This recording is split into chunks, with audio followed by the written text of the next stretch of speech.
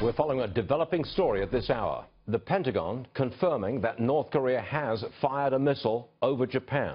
We're awaiting a White House response that could come at any moment. It is the third time North Korea has ever sent a missile into Japanese airspace. The most recent incident was back in 2009. Now, the news comes as South Korean intelligence also suggests that North Korea could be prepping for its sixth nuclear weapons test. Officials say they've seen new activity at its nuclear test site. And North Korean officials have dialed up the rhetoric against the U.S. as it carries out annual war games with South Korea. For more on North Korea, we're joined now by former U.S. Ambassador to the United Nations, John Bolton. Mr. Ambassador, this is highly provocative. Some would call it an act of war. Well, but it's nothing new. And I think that's important for people to understand. This is how North Korea behaves when it does not yet have the confirmed capability to drop nuclear warheads on targets across the United States. So if you don't like their behavior now, just imagine how it will be if the outcome of the present crisis is that we leave North Korea with its continuing ballistic missile and nuclear weapons programs, as the Trump administration is doing. It's following essentially the same policy as the last three administrations, which has brought us to this dangerous point. And if we continue it, the outcome is absolutely certain.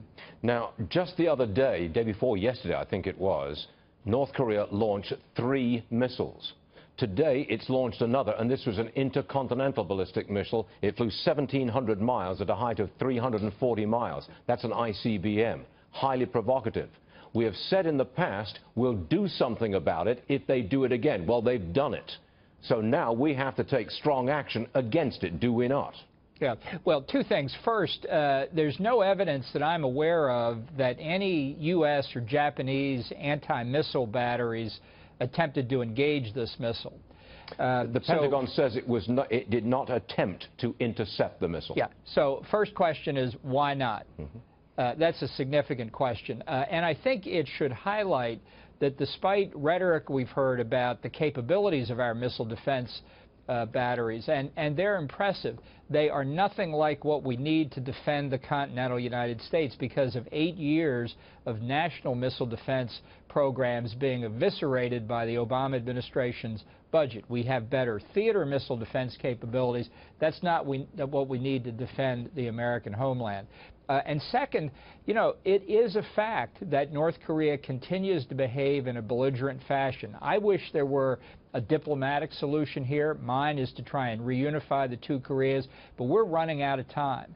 And for all those who say there's no possibility of any circumstance under any conceivable scenario we could imagine of ever using military force against North Korea, think again. Because if we leave North Korea continuing down this road, they will have the capability to use nuclear blackmail and the threat of nuclear weapons to force U.S. forces out of South Korea, out of Japan, to threaten the American homeland. This is very serious, and we're talking about leaving this rogue regime with the world's most destructive capability. I don't think we should sit still for that.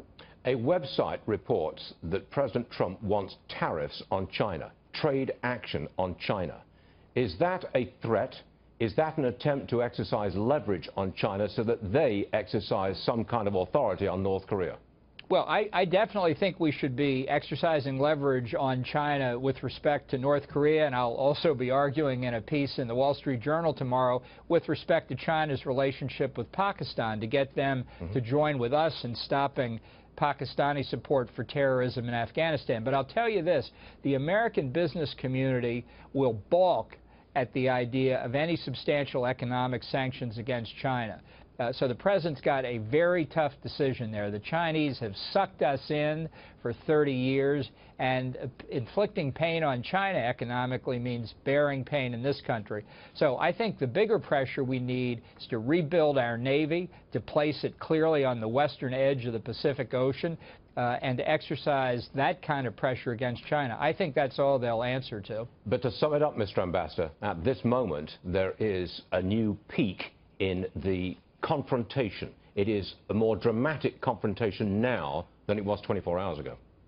Well, that's true, but this is going to continue. Anybody who thinks that a 3 or 4 week lull in North Korean missile testing or nuclear weapons testing or any kind of offensive behavior like this has not studied the history of the last 25 years of North Korean behavior, or, while we're on the subject, Iranian behavior.